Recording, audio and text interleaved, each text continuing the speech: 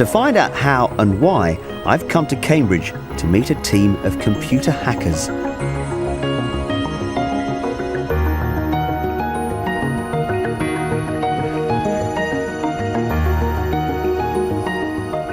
Breaking into security systems is what they do.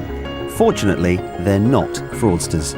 Over the past 15 years or so, banks have repeatedly claimed that their systems, card payment systems, online banking systems were secure. Again and again and again, we get people complaining, coming to us saying, well, I was the victim of fraud. The bank says that I didn't take care, but I did.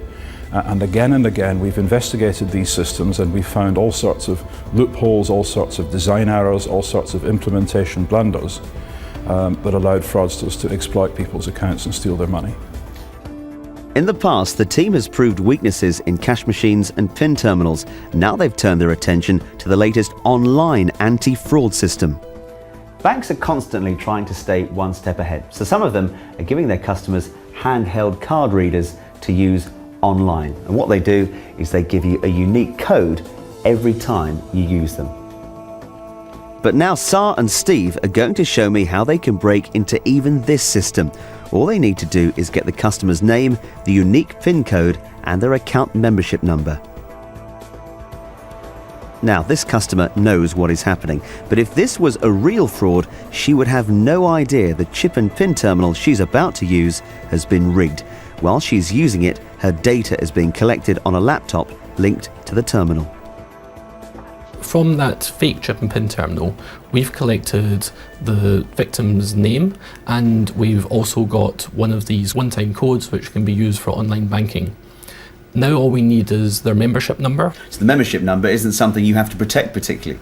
No, it's not something that you're expected to protect. So I think it would be extremely plausible for a fraudster to call up the customer and say, this is your bank, we've seen you've made a transaction in this shop, did you really do it? That's fine. Can we get your membership number just to confirm who you are? And I think most customers will hand it out. And with those details, we can now log into the online banking and do as many transactions as we want.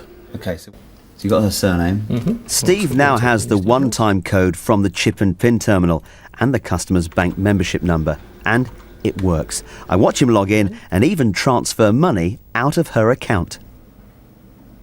And that's us into the online banking system. That's frightening. So that's that simple, that you can get into her account or anybody's account through that process? Yes, and a fraudster could do this very easily by hand. They could even automate it.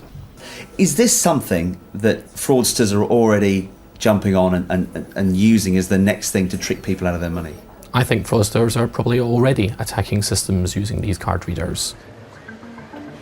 We asked Barclays if they were worried by this, and they told us they didn't believe this demonstration to be a plausible risk. They said their system is the strongest practical solution that has ever been available, and is just part of a multi-layered security.